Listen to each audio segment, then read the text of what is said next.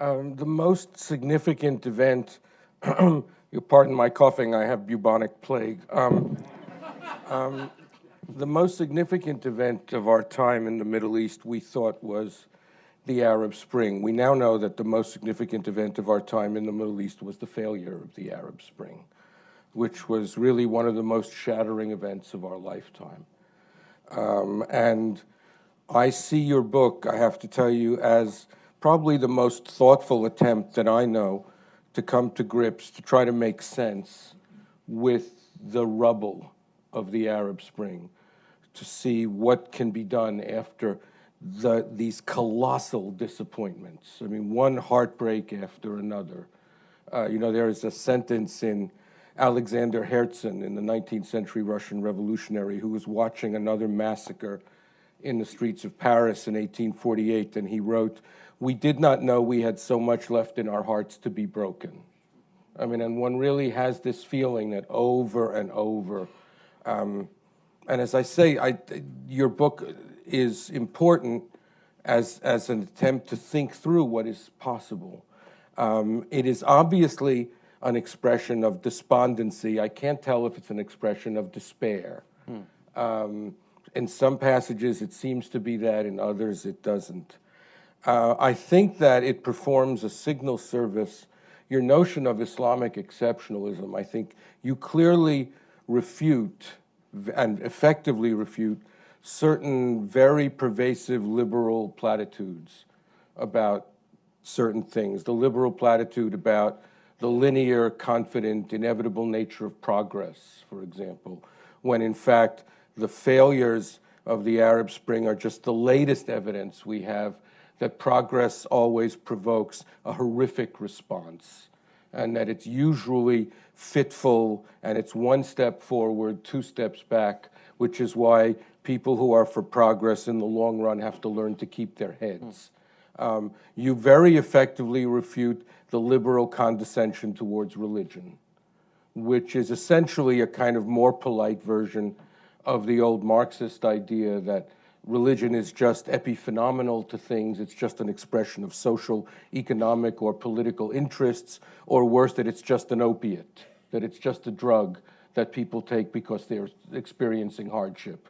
And you very eloquently established that the integrity of belief, not just the reality of it, but the integrity of it for many, many believers. And these are very important correctives. These are very important correctives. Then you go on and you want to, in this notion of Islamic exceptionalism, to make an argument that is interesting to me, and this is what I hope we could talk about. You argue that there are many progressive elements within Islam. In other words, the fact that the grip of Islam has not been broken upon the societies that we're all studying may not be just the bad news, because Islam has many, many positive things in it. And and by the way, I should immediately say I'm not an Islamic scholar. When I read your book, I make many, many parallels with what I do know, which is Judaism, and the parallels are actually extraordinary, much closer than the parallels with Christianity, by the way, extraordinary.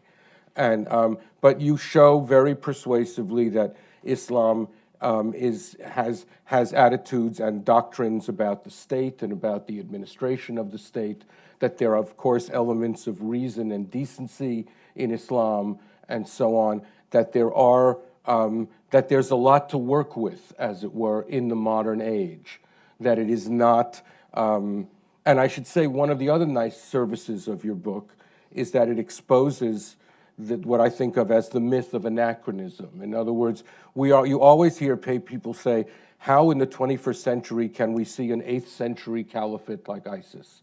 When in fact, ISIS is just as much a 21st century phenomenon as the iPhone in my pocket. That, if it's happening today, it's not anachronistic. And your book clears away all that illusion about anachronism and so on, which is part of that kind of Whiggish interpretation of history that we now see everywhere. But you make these arguments about Islam, and you say that we have to work, there's a lot to work with here. And so I have two questions for you, Shadi. The first one is, isn't it the case that in Islam, as in Judaism, that since Islam is not only a great religion, but a great civilization, and since every great religion and every great civilization must include within it nourishment for every kind of soul and community that wishes to call itself Jewish or Islamic or Christian, and therefore has many different strands of thought and spirituality, isn't it the case that Islam contains a broad diversity of political and moral values, some of which certain parties choose to italicize, and others of which other parties choose to italicize? Which is to say, isn't Islam and essentially, isn't the work of Muslims always essentially interpretation? Isn't this really, aren't we confronted here with choices between interpretations of the religion, and modernists will choose one version, anti-modernists will choose another, but all of them are Islamic. I mean, I have to say, when Obama and others say that when terrorists kill someone shouting Allahu Akbar, it's not a Muslim act, I think to myself, well, actually, no, it's not the only Muslim act. But if someone bursts into your house screaming, when a Jewish terrorist kills someone and recites a Hebrew biblical verse, I would not dare to suggest that he did not commit a Jewish act. It's just not the only possible Jewish act. And so my first question to you is, isn't it the case that there is support in Islam for both progressive politics and reactionary politics, and that the battle we're seeing now is really a battle about that? And the second question I have for you is that I find it very hard to imagine.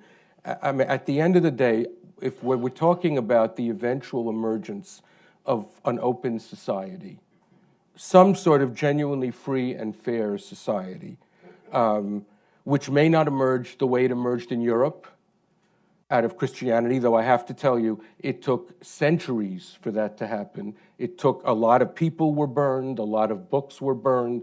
So we are so accustomed in the West to liberalization and secularization that we act as if John Stuart Mill was born the day after Thomas Aquinas died. That's not how it happened here. That's not how it happened here. I mean, democratization, liberalization it's not an event, it's an era. Yeah. It's an era. But my question to you is, if we are actually seeking the emergence of open, free, fair societies in the Arab world, in the Muslim world, I have to say, no matter how any way I look at it, no matter how I try to get around all the differences that you posit, I don't see how finally that can happen without breaking the grip of the mosque upon the public square. I honestly don't see how that can happen.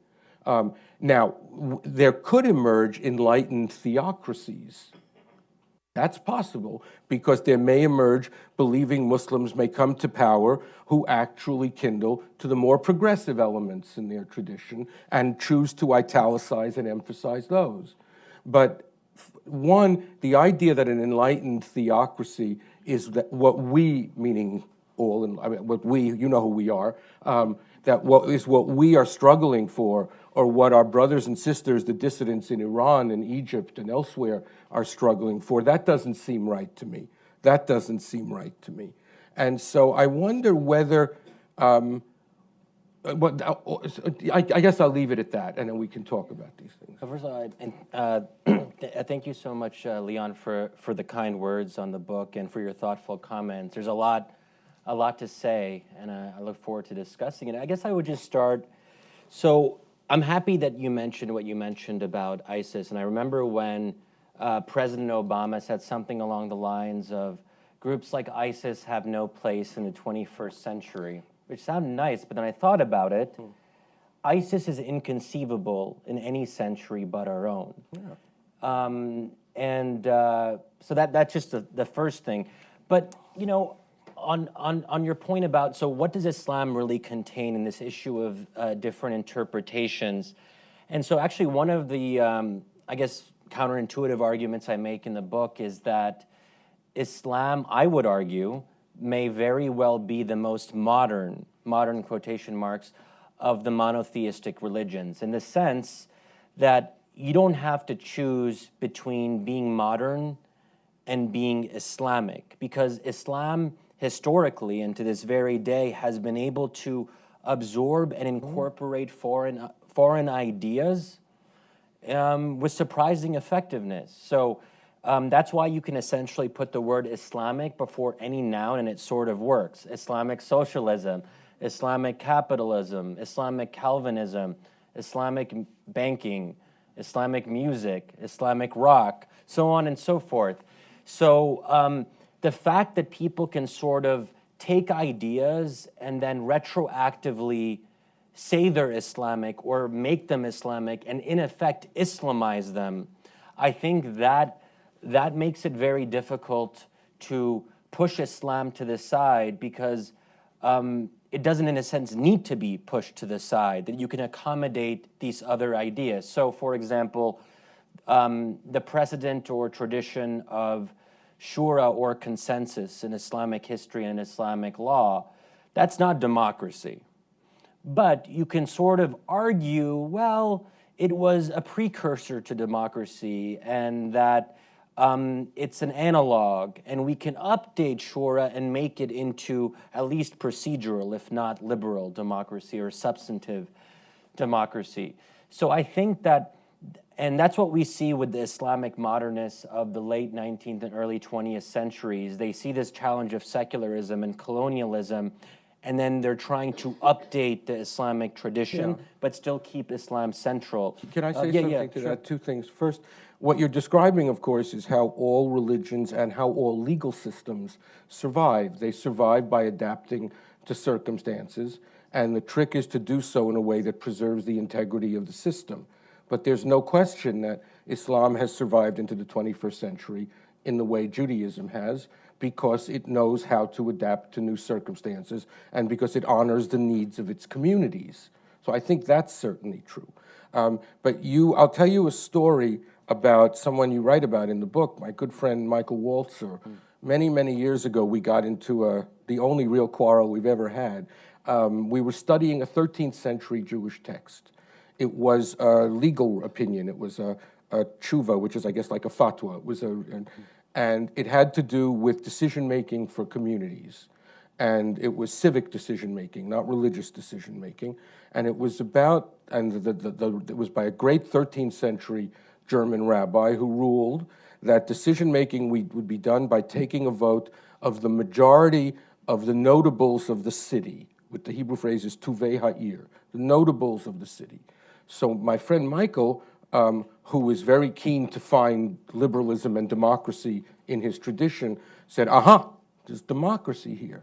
And I would say, no. There's proto-democracy at best. What this is majority rule in an oligarchy. All those notables were men, and all those notables were rich. So we have to be very careful. So one may find elements, and again, it was also encouraging because it was rational decision-making. No one suggested that necromancers be consulted or that the rabbi with the longest beard have the most authority. I'm sure you have similar problems where you come from, right? But still, it's not what we. And so the issue for me is not whether or not you have to put Islam aside, because Islam isn't budging. It's not going anywhere, as you say. Yeah. The question is whether certain values that are not in the Islamic tradition, but that we value on independent philosophical grounds, can be introduced into Islamic societies without a rupture. For example, the value of equality.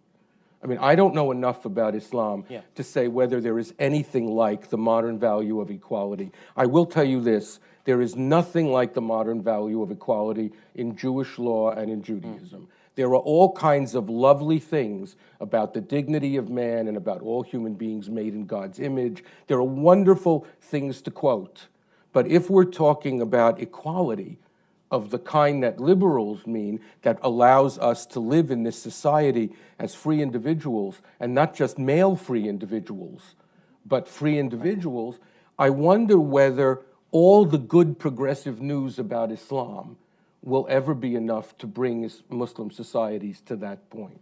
Yeah, so I would make a distinction here. I think Islam is very much compatible with democracy. Where I do think there is tension, and this is what you're getting at, is there is tension between Islam and liberal democracy or liberalism. And I think that it raises this question. So you talk about the goal of a fair society or fairness as a kind of normative good. Can you have a fair society without it being liberal in the modern Western classical sense? Sure. Yeah. To what extent is liberalism the required endpoint, right? And in this sense, I think that, so in terms of precedents in Islamic law and history, you don't have equality in the modern sense, but you very much do have what I would describe as egalitarianism. And those aren't the same things. And gender equality is obviously an issue where, let's say, most Middle Eastern countries are lacking. And if you look at the polling is very clear. It's not just an issue of Islamists, but large majorities in places like Egypt, Jordan, or even Malaysia and Indonesia do not believe in gender equality in the modern Western sense. So part of this is also, I'm making a pragmatic argument, a realistic one, that even if we might want certain outcomes, so you and I, as small L American liberals, or the many of you who are small L American liberals, we might prefer these outcomes. But what I try to do in this book and what I try to do in my work and what I get attacked a lot for is I believe that as an analyst, I have to, at least to some extent, suspend my personal ideological preferences. So if I think that liberalism is preferable, and if I'm skeptical of religion playing a role in U.S. government as an American Muslim, that's great for me, but I just don't know, it's not clear to me why those preferences should be superimposed on people who disagree with me, in the sense that I think that I'm a liberal in part because I'm a product of secular American society. So it's context bound? Well, I would disagree with that. I think that even though as a biographical, historical, contingent matter, it's context bound, but I think that these values can in fact be argued to be universal values. I really believe in universalism. I don't see how we can operate as a planet actually without it. And I do think that the origin or the provenance of a value isn't all you need to know about it. Right. I mean, algebra is something that my Jewish son has to study, even though a Muslim invented it. Because, right? In other words, there are universal values. But the thing I wanted to say is that I'm uncomfortable. What I find it hard to do is to tell other people that, well, let me back up for a second. And you're absolutely right that the problem we may be facing is not Islam in a doctrinal or abstract way, but the actual social philosophies of millions of ordinary Muslims in many countries. As we were saying earlier, I first came upon this, I was shocked when I read Wael Ghonem's memoir, who's the hero of Tahrir Square, and discovered a political revolutionary who was a social reactionary. And I thought, well, that's interesting. And it helped to explain how 1 million people turned out in Tahrir Square a little bit later for the opposite of what then. But I have a moral problem telling other people that they must learn to live with a soft version of the oppression. I have a problem with that. In other words, I think that first of all, as an empirical matter, there are also many people, dissidents, democratizers, in many Arab states, in Iran, in Pakistan, and elsewhere, who are actually battling for a secular space in which, of course, religion would be free. We're not speaking about Voltaire here. We're speaking about pluralism and respect for religion. But I think that I have trouble telling them, well, you think that the options before you should be government by bad mullahs, government by good mullahs, or government by no mullahs at all. I can't go to them and say, sorry, the option of no mullahs at all is off the table, and that you just have to decide between good mullahs and bad mullahs. We can define good and bad however you want. So an interesting thing there on this issue of mullahs or clerics is that Islamist movements are, in a way, non-clerical. They've even historically sometimes been anti-clerical, which I think is a really interesting distinction in the sense that Islamist movements are made up primarily of doctors, engineers, lawyers, teachers. And if you actually talk to members of Islamist movements, the mainstream Islamist movements, I should say, they're not really strong on Islamic law. So they're not great at quoting medieval philosophers or medieval scholars, where actually Salafis are better at doing that somewhat counterintuitively. So, you know, when Islamist movements come to power, we're not actually talking about the rule of clerics. We're talking about the rule of lay people who have strong religious views and may want to push them on other people to some extent. But I think, so I totally take your point that people have to be free to fight for liberalism or secularism, which is why I think small d democracy in the Middle East is so critical. So even if you just have minimalist procedural democracy, that would still guarantee the rights of secularists and liberals to spread their ideas and to try to convince as many of their fellow citizens or voters that liberalism is better. And they should have a chance to win at the ballot box if they get a plurality or a majority of the votes. It just happens to be that they struggle to get a plurality or majority of the votes. And another issue too, and I remember I had a very interesting conversation with one of the most intriguing, promising, smart Egyptian liberals that I know. I don't want to get in trouble, but he's pretty well known, Mustafa Nagar. He started a new liberal party in 2011, right after the revolution. And remember, we were talking about his electoral strategy of his new party. And he told me, well, when we go outside of urban areas, we would never use the word liberalism. Democrats here feel the same way. Right? Yeah, good point. Yes. But it's interesting. So it even goes well beyond that. The most anti-Islamist politician in the Middle East today is maybe Abdel Fattah al-Sisi, the president of Egypt.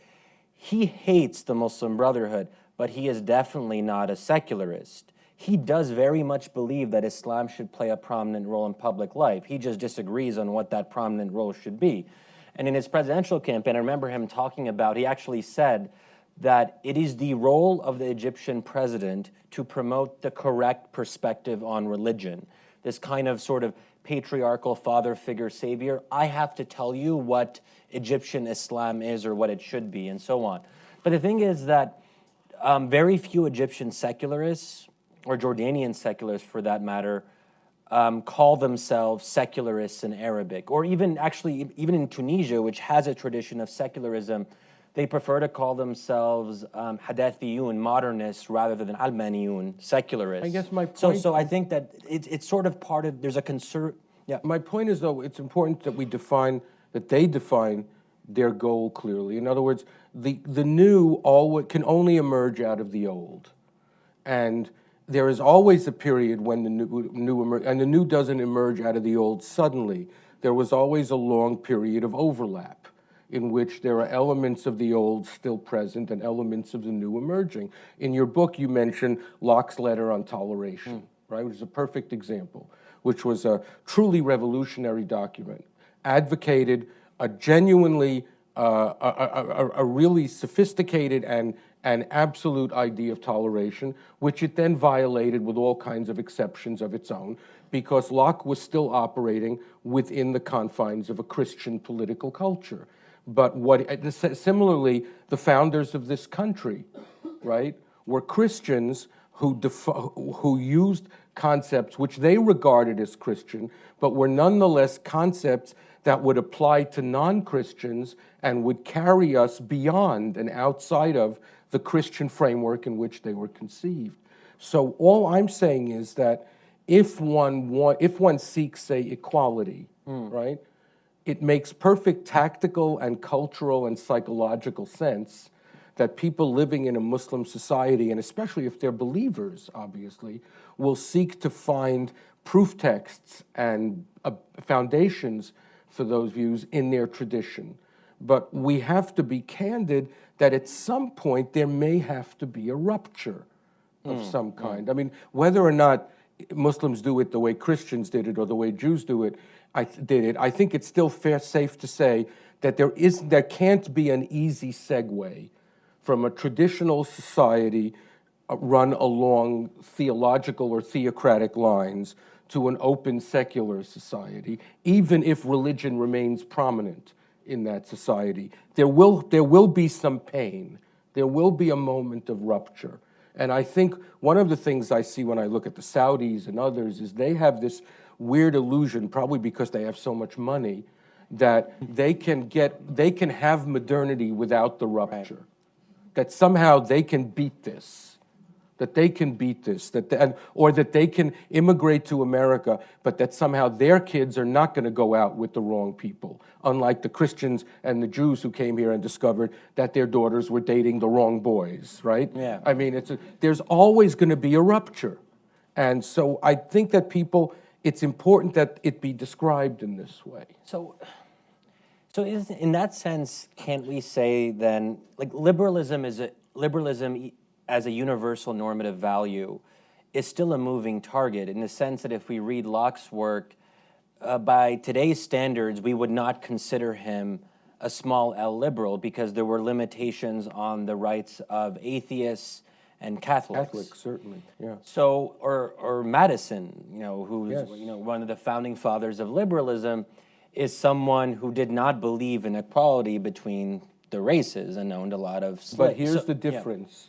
But they created concepts on the basis of which they could correct their own limitations. In other words, when Martin Luther King argued for integration, he did so in the name of the American Constitution, even though the Constitution defined slaves as less than a person. And he was able to do so because the concepts in the Constitution refuted the moral and historical limitations that were expressed in the same document, you see. Yeah. That was the difference. That was the difference. And if concepts could be found within a religious tradition, as you can see, I'm skeptical about this. My own view is that there are enlightened elements in religion, but if you want enlightenment, you better leave it, because there's more enlightenment outside of religion. Now, there's also a lot of rubbish outside of religion, too. Yeah. I'm not idealizing anything. So let's talk, outside of religion. So this is where I think, I talk obviously about exceptionalism, but I think quite a bit has changed from when I started writing this book to when it's actually come out. And I think what we're seeing isn't just Islamist or Islamic opposition to liberalism or liberal democracy, but we're seeing it more universally. And, it's fascinating to me that for the first time, perhaps in our history, we as Americans might actually elect an illiberal Democrat as our president.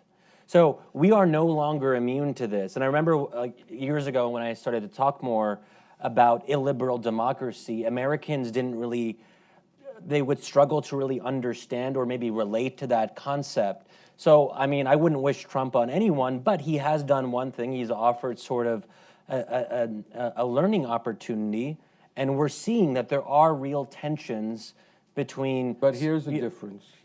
When Trump expresses misogynistic views, we can say that his misogyny is a betrayal of the American idea.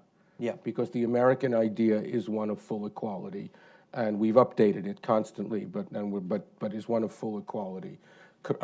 When the Ayatollah Khamenei expresses misogynist ideas, I'm not sure we can say he's betraying the Islamic idea that he represents.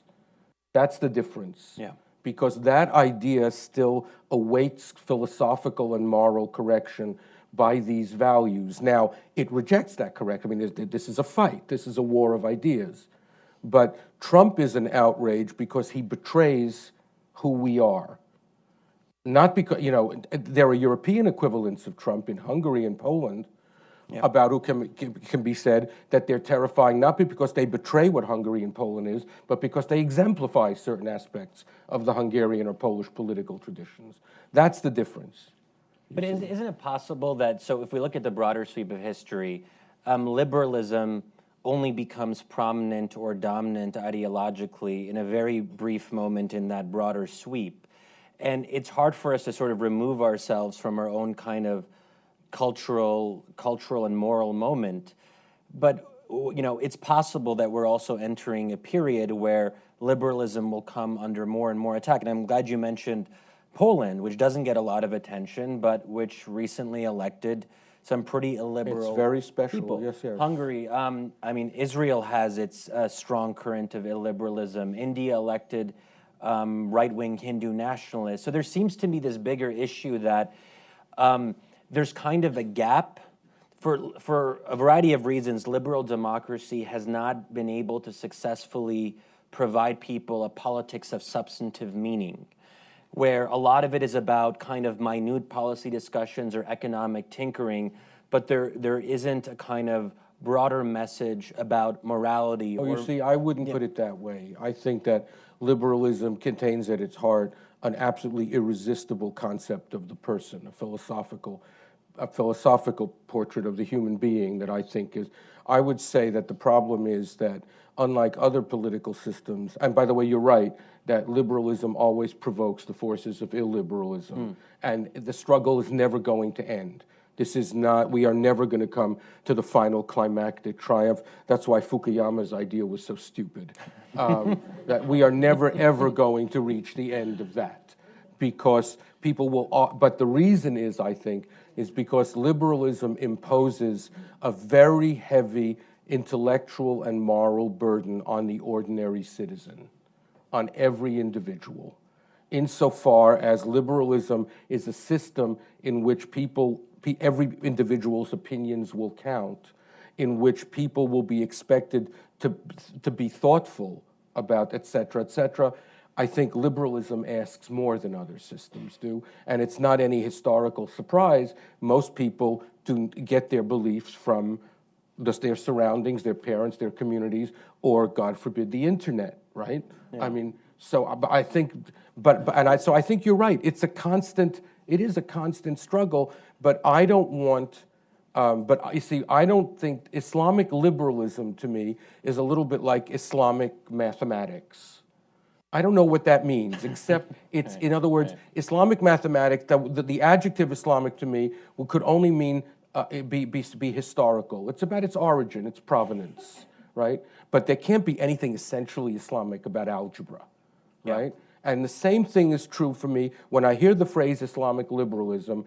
Either the word Islamic means, Western liberalism, either the word Western simply refers to the origins of these ideas, and it's true that as a historical matter, the ideas of liberalism were developed in the West, or the word Western is there to delegitimate the liberal idea for all non-Western societies, which is how it's usually used, because in the aftermath of colonialism, everything that originated in the West is ipso facto deemed to be antithetical to all that is good for post-colonial societies. And I regard that situation as tragic, really. Yeah. So I guess I want to be mindful too that... Yes, we should have questions. Yeah, so I'll just say one thing on that. So I guess one thing that I've thought a lot about is how naturally does liberalism come to us? And this is where I think the darkened view of human nature has sort of affected me a little bit. And, I don't want to bring my family into this because my parents are actually here. But I think, but one thing I'm sorry, his book is perfect. I'm sorry. So there's a particular moment in the Arab Spring era that had a big effect on me. And so I was in Tahrir Square when the announcement came that Mubarak had fallen. And it was a beautiful, once-in-a-lifetime moment. It's really hard to describe, but I think that I was also in Egypt in the lead up to the massacre, August 14th, 2013. And I should also say that you were one of the most vocal and outspoken people very shortly after the coup, saying, I think your article was called "Its Name is Fascism." Mm-hmm. I think that what we saw in that moment was so frightening, and I had people who were very dear to me. So I'm born in the U.S., but I'm originally Egyptian. Family members, relatives, people who were very dear to me maybe even loved them or liked them to some extent. And and I saw something that I guess I've read about it in history books, but I've never seen it in real life. And I guess the best way to describe it is the desire to kill. That it's almost, and that almost like this violence would be a kind of cathartic event, and through the act of violence, or at least watching it, because to be fair, they didn't actually participate directly, but they cheered it on.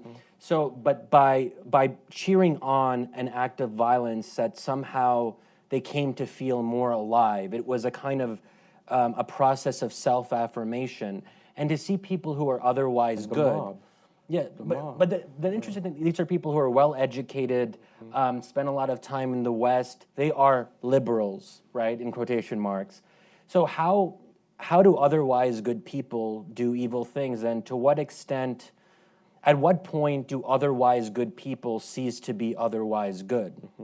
So I guess for me, I just see how we can kind of be tempted by that impulse so easily and so quickly. It just doesn't make me very optimistic. Yeah, this has not been springtime for human nature. There's no question. Do we have questions, right? Yes?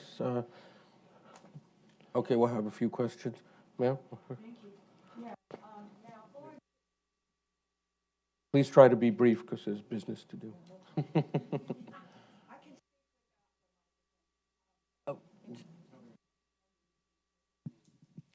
Thank you. Yes. Now, for example, Al-Azhar at Cairo University considered the highest ranking follow what he said. It could be debated. The problem is they don't have a pope. Yeah. So, Leon, do you want to take a couple, or how would you like to? I think one at a time is Okay, the yeah, best way to sure. do it. Yeah. So, you bring up a really good point, because there is no equivalent of the Catholic Church or the Pope in at least Sunni Islam. So there's no one who can really definitively say with authority, with definitive total authority, that anyone is Islamic or non-Islamic, and this kind of leads to problems when it comes to talking about ISIS. Well, to be fair, there is someone who deemed or declared ISIS to be apostates, but it wasn't the head of Al-Azhar. Yeah. It was John Kerry. Yeah. This is actually not a joke. He actually, in a speech, called ISIS apostates. Well, the Kerry fatwa. Exactly. So it's very Al-Azhar is well respected, but more historically than in real life, because part of the problem is that with the rise of the modern nation state, the clerical class is no longer semi-independent or semi-autonomous. It was actually the case in the pre-modern era that the clerical class provided a meaningful check on executive power. So you had the caliph or the sultan, and he had to care, or at least think about, how the clerics would respond to some of his executive decisions. And in that sense, clerical despotism was not the problem in pre-modern Islam, unlike in, say, in Christianity, where clerical despotism was and became a problem. But I think that, with the rise of the state, the modern state, the state needs to control everything. It can't allow for autonomy. So essentially, Al-Azhar's clerics are state appointees, at least the senior ones. So they essentially are making, so if they're making religious pronouncements, they are also by definition political pronouncements. And that's what was so troubling about the coup and the massacre in Egypt, is that 800 people are killed in mere hours in broad daylight. And then you actually have senior clerics who support the so-called secular reformer Abdel Fattah al-Sisi using Islamic argumentation to justify the killing of Islamists. That's interesting. Oh, I would just want to add that I've thought for a long time that the greatest shortcoming, at least in my knowledge, but I blame the media for some of this, is that we read all the time about the radicals in the Islamic world and about the theologians. Everyone can the names of Said Qutb and Hassan al-Banna can trip off of everyone's lips, Maulana Maududi. We all know about the extremists. But nobody reports on what precisely the battle of ideas in the Islamic world is. In other words, theologically, at the level of theology and Islamic thought, clearly there are theologians and figures who are disagreeing with what we would call the bad guys. And again, I blame the media for it, some of it, but the thing I most want to read about this all the time is what is the other side of the war of ideas in Islam? Just what kind of war is it, and who are the figures, and what are the central concepts? People just don't seem as interested, though, in nice ideas. That's the problem. Well, so before I mentioned him on the podium, how many of you have heard of Mahmoud Mohammed Taha?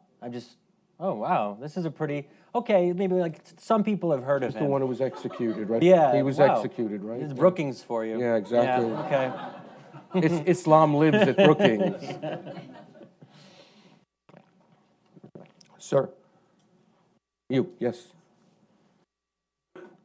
Wait, I think there's a microphone coming.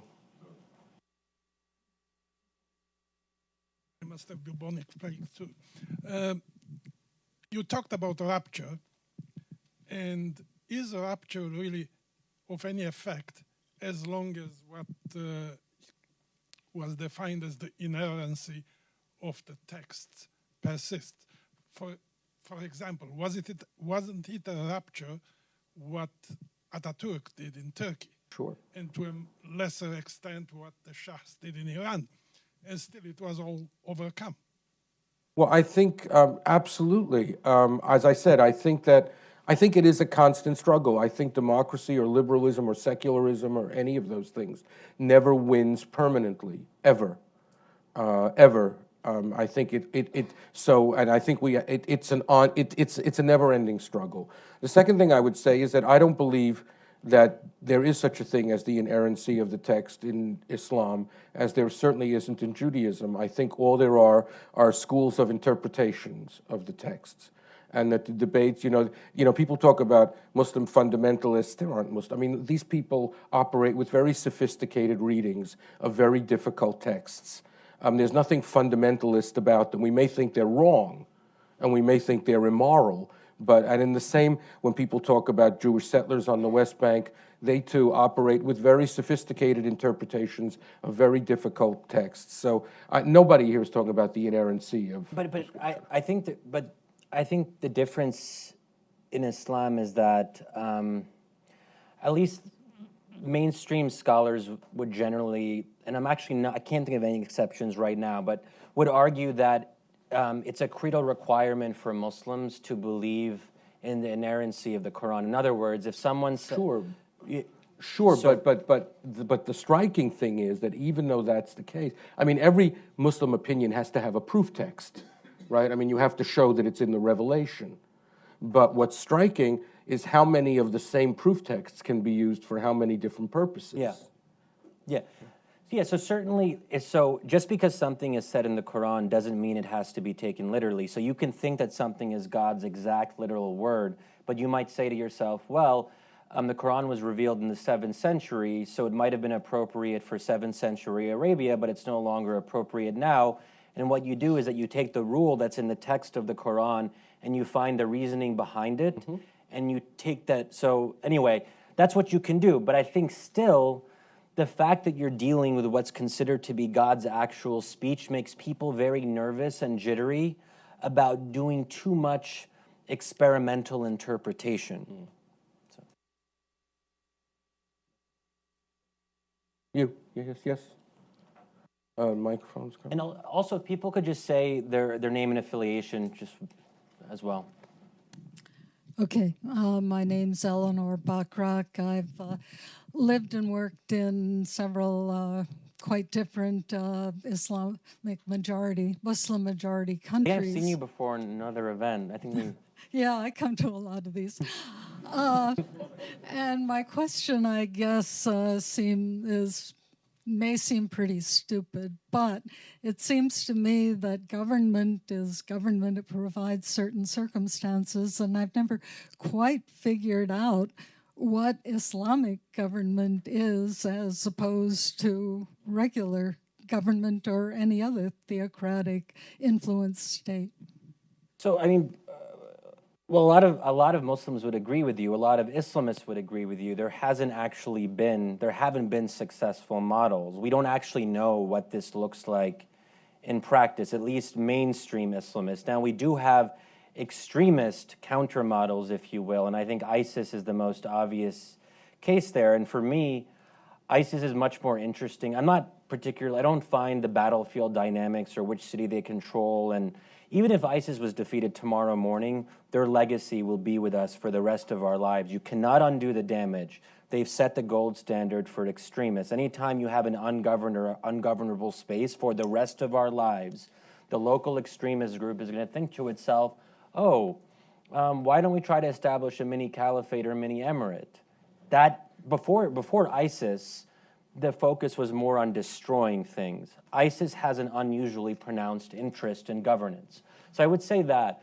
But I think that so part of what I've tried to do in my work, I've spent hundreds of hours talking to Islamists, getting to know them on a personal level, immersing myself in their world. This is also why I get attacked a lot, because I try to understand people that I disagree with. It's apparently problematic. But in the effort to talk to and understand Islamists from various countries, they all have different conceptions of what the end point is, or sometimes they can't even articulate clearly what the end point is. And this goes back to my original point that they're trying to square a circle that can't be squared. So there are things that we can imagine they would do if they actually could, but those aren't the most interesting. So restricting alcohol consumption, obvious. Some restrictions on blasphemy, obvious. Maybe you want to have some sex segregation in certain ministries. So this actually happened for a brief period. The Jordanian Muslim Brotherhood was part of a coalition government in 1991. They had 6 ministries, and in 2 of the ministries, Ministry of Education and Ministry of Social Affairs, the Muslim Brotherhood ministers tried to have segregation in their particular ministries. But that doesn't really get to the fundamentals or the foundations of the state. So, and that's a very short-term thing. So what would it look like if there was an Islamist party in power for 50 years? We actually might find out with the AK party in Turkey. Mm-hmm. That's actually the one case where we'll see if Erdogan stays in power forever, not because he is authoritarian, but it's also because he's very good at winning elections. Let's also not pretend that he isn't popular among his own people. But if he stays the president for the rest of his life, we will have a very interesting case study. Yeah.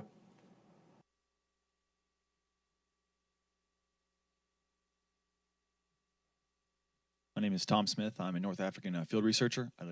First off, thank you very much for this enlightful speech. I think you raise a very pertinent question about what can we do for reformation inside the Islamic world, but I strongly suggest, or I strongly believe, that that's only half the question.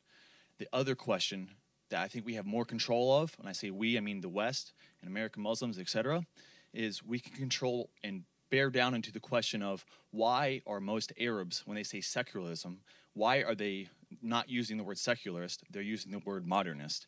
And I would argue the answer to that, or part of the reason, is the fact when you say secularist, many Arabs would associate that to the corrupt regime of the Shah of Iran or the massively corrupt Mubarak or Ben Ali in Tunisia. They don't associate those words of secularism or Western liberalism to what we associate those words and the good things and the societal benefits that we do. So we can answer that question. We have control of not having relationships, beneficial government relationships with the Mubarak regimes, with the Shah of Iran. I feel like we have more control over that. I'd be interested in your thoughts. Thank you. So as far as I know, Mubarak never referred to himself as secular. So part of the issue here, I don't think that people associate secularism with Mubarak. And if they did, secularism would actually be more popular, because you hear a lot now in Egypt, oh, the good old days of Mubarak. Yeah. Pretty much my entire family in Egypt. But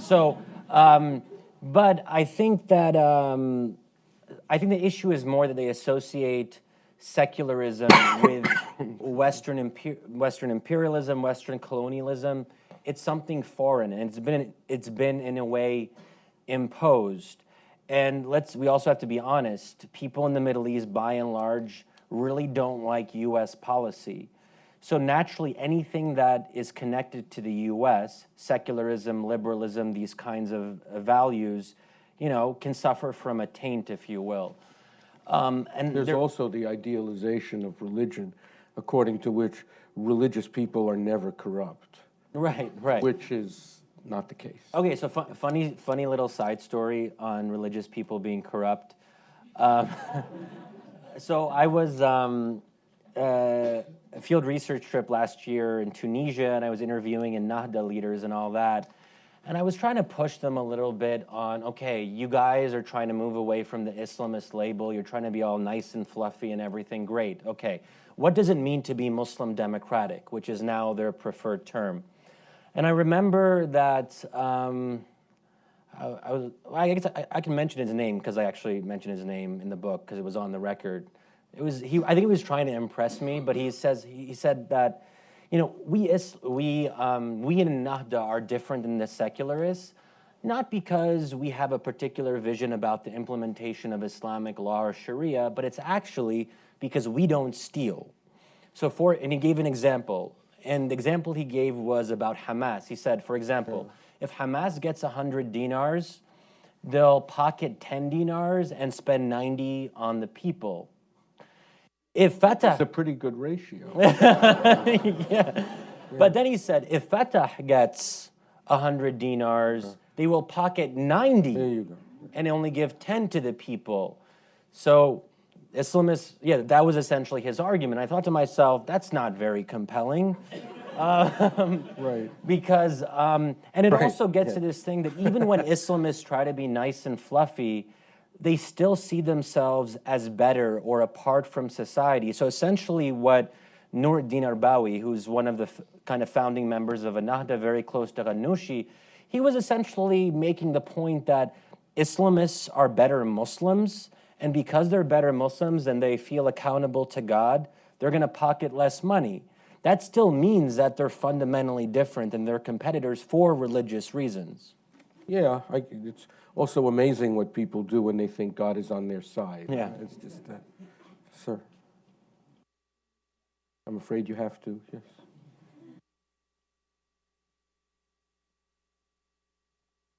My name is Ryan. I'm with IRD. I read your book, and I'll be writing a review on it, so thank you very much for that. Great, okay. My question is this. You say that Christianity is ambivalent about law when it comes to law, at least in the New Testament, and I would agree with you in that it says very little about governance, but what it does say in Romans and 1 Peter is that governing authorities are instituted by God, whether good or bad, and the duty for a Christian is to respect those authorities, whereas Islam, or at least Islamism, wishes to implement pre-modern Islamic law with the modern state, and sometimes, I would say even often, that results in rebellion. So using your comparison with Christianity and Islam, which works fairly well, I would say, do you think that pre-modern Islamic law is less compatible with the modern state than Christianity is? Okay. Well, first of all, I'm glad that you read the book and enjoyed it, and we'll hopefully be writing a very, very kind review. He didn't say he enjoyed it. He just said right. he Oh, reviewed yeah. it. Okay. So part of the issue, we go back to this issue of Scripture and what part of the New Testament you take. But if you look at some of what Paul said, and a lot of it, if I recall, is in Galatians, he says things like, Christ redeemed us from the curse of the law by becoming a curse for us, right? And things of that nature. And Paul talks about the law as something heavy, divisive, unnatural. And Paul's a very important figure in the founding moment, or founding moments plural, of Christianity. But again, I go back to this issue that in those critical early centuries when Christianity is developing, Christians are living as minorities under the rule of others. So they didn't actually, in that critical period when you're developing your theology, they didn't have to worry so much about issues of public law. So that's a product of historical circumstance. We can imagine alternative history if we believe that alternative histories are possible. That let's say that the early Christians were able to capture territory and hold it and govern it. Would the early theology have developed in a fundamentally different way? I don't know. It's an interesting question. I don't know if that's really answering your question. So on this issue of pre-modern Islamic law, to what extent is it compatible? Again, I don't want to give the impression, so I worry sometimes in our sort of public discourse that when we talk about Islamic law or Sharia, it's this monolithic thing. Islamic law this, Islamic law that. It's a very rich, diverse tradition. There are an incredible number of different approaches. There are different schools of law. They're also forgotten now, but different, I guess you'd sort of call them philosophical schools that deal with, so like the Mu'tazilites and the Asharis and so on and so forth. So there's a very, very rich tradition. And so when we talk about Islamic law, we have to ask a second question, which is, what kind of Islamic law? What does that actually look like in practice? Is it on the far right? Is it somewhere in the middle? Are we talking about a kind of Nahdified approach to Islamic law, which is nice and fluffy? So I think we have to be very specific when we talk about this Islamic law thing. Also, most of the Sharia that Americans fear, the Sharia courts that have been diabolized, they would deal with civil law and ritual law in the way that rabbinical courts are operating all over America, dealing in civil law and ritual law in a way that threatens absolutely nobody. It's not a threat to American law. It's not a secession from American law. It's not a philosophical retort to liberalism. It's nothing of the kind. Yeah. It's merely the rules that rules that bind the community. Yes, sir. Yes.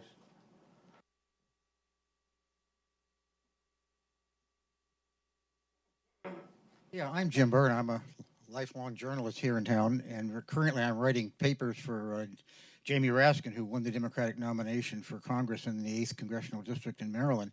And the first one I wrote was on ISIS, of all things, and then everything changed. I got to rewrite that one.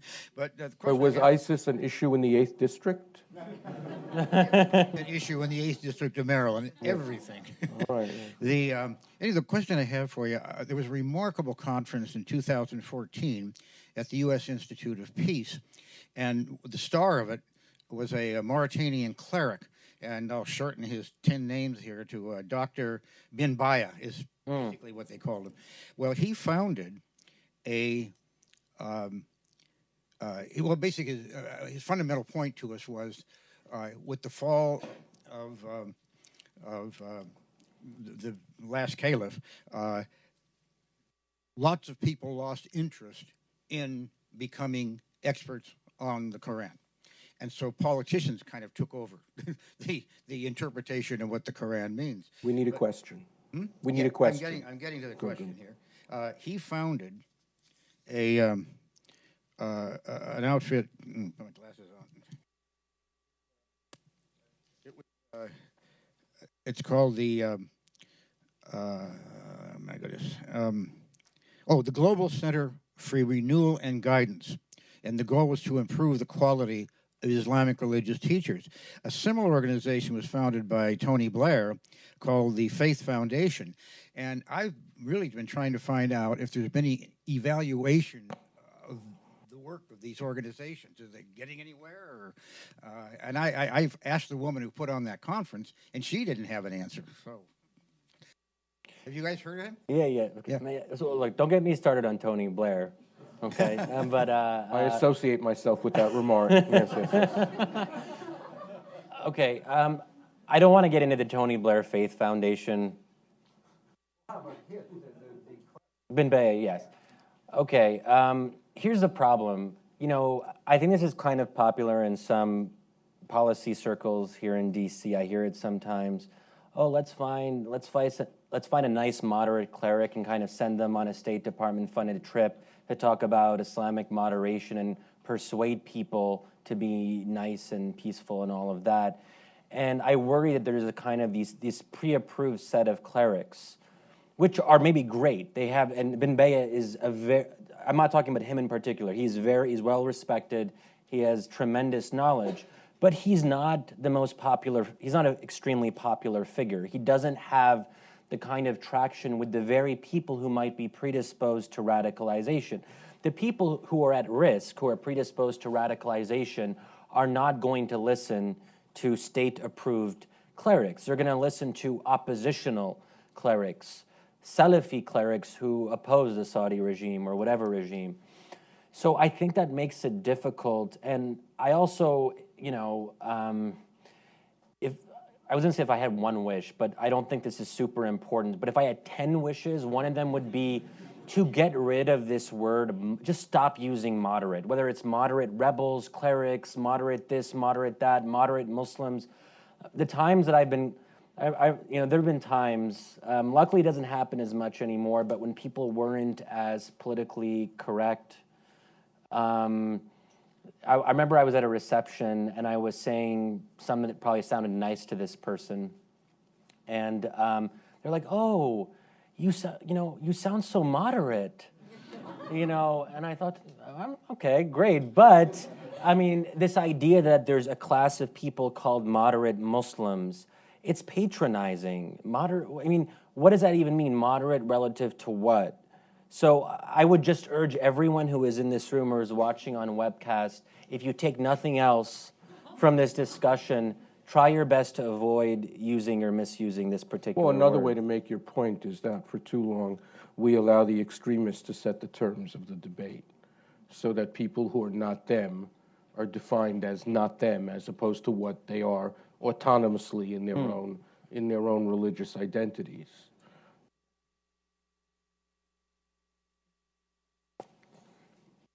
Yes, sir.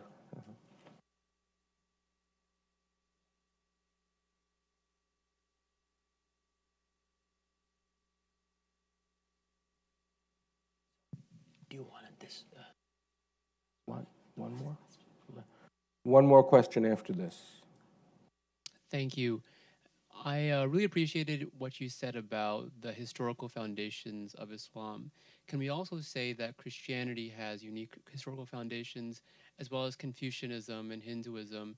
And if, as people are moving away from neoliberalism, can we get to a point where all of these great traditions have unique historical foundations, and we can respect the differences that those produce? So not just Islam is exceptional, but they're all exceptional. So, okay, well, I mean, we're all unique in our own ways, right? I mean, we're all different. I just worry about this instinct or impulse to try to minimize difference that is so much part of our, it isn't what liberalism should be, but it's become what liberalism is. In a small L liberalism in America, we always want to minimize difference. Ben Affleck he didn't want there to be any differences between us. I respect that, but it's not real life. And I don't know why we can't acknowledge difference. We don't have to like it or agree with it. But, you know, well, first of all, you know, if you really want the full case of why Islam is exceptional, you're going to have to read the book. So I would just say that. You know, I think it's exceptional in particular ways. So everything is ultimately different than everything else. But what I'm trying to zero in on here is that Islam is different fundamentally in ways that have profound implications for the future of the Middle East. I would just add that, I mean, certainly you're correct that the denial of difference is obviously a colossal mistake and also a moral mistake also. But the thing that always strikes me when one recognizes all the exceptionalities of things and all the differences is how we are nonetheless able to speak to each other across those differences. I mean, I think now one of that is because in our more serious work we resort to reason, and I think that reason is not something that is the sole province of any particular tradition. Nobody owns reason, but more generally, I think that a belief in difference is not only compatible with universalism, but if it represents a denial of universalism, then it's almost a preparation for conflict. And it's almost an intellectual preparation for conflict. One more question. Yes, you. Sorry. I apologize to everybody else. Thank you. I'm Masara Makati. I'm with the Washington Report on Middle East Affairs. So Islam is obviously a religion that has been around for centuries, and it has been in so many countries around the world, even as a majority. So my question to you is Islam the exception, or is the Middle East an exception to Islam?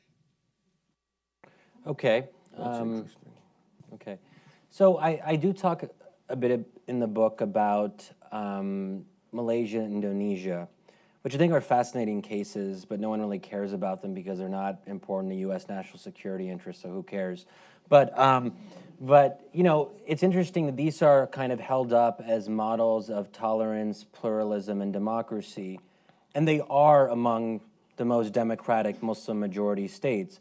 But what's kind of counterintuitive is that they are the most democratic Muslim majority states, less so Malaysia, but definitely Indonesia.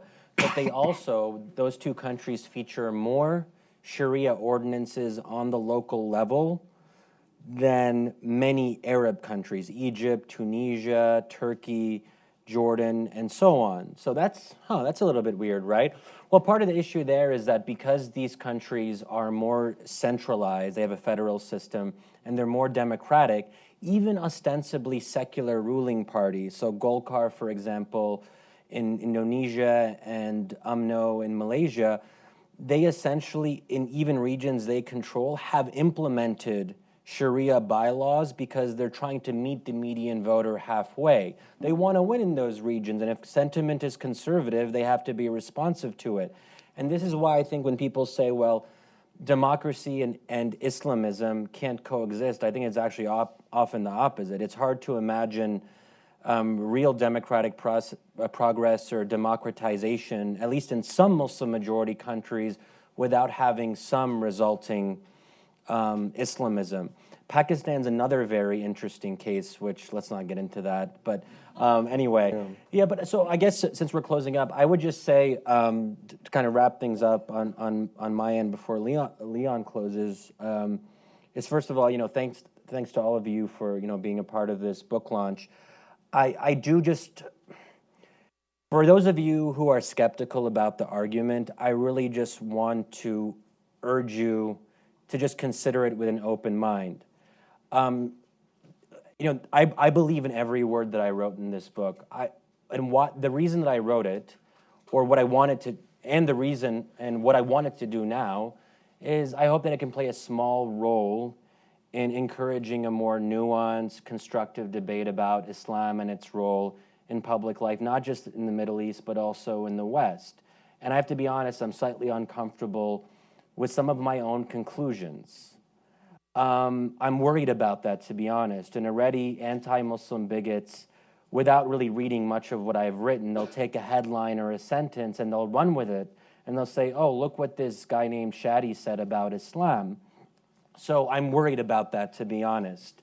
And I hope that we can kind of return to the tradition of actually reading as much of books as possible, because and forget it. But what I want to do with this book is to help people understand what I, even myself, as a Muslim, have realized is a pretty complicated religion. When you think about Islam and study it, it is not easy to grasp, especially for those of us who come from a secular background or who don't see the everyday power of religion. And that's, I think, a big, or at least in the bastions of Northeastern liberal elitism, people don't talk about religion the way they do in the places that I've lived in the Middle East. And it's not just the power of religion, it's the everyday magic of religion. They believe in magic in a sense, but I don't mean that in a negative way. They believe in the supernatural. They believe in what comes next, whatever that might be. So I just hope we can have more of that kind of nuanced debate. And I'll also just remind all of you that I will be signing books outside, and we're going to have a little reception too. So I hope that you'll all join us and that we can continue the conversation. I just want to say thank you for writing the book. Thank you all for coming. Buy the book, read the book. There's free food in the room next door. Thank you very much for coming.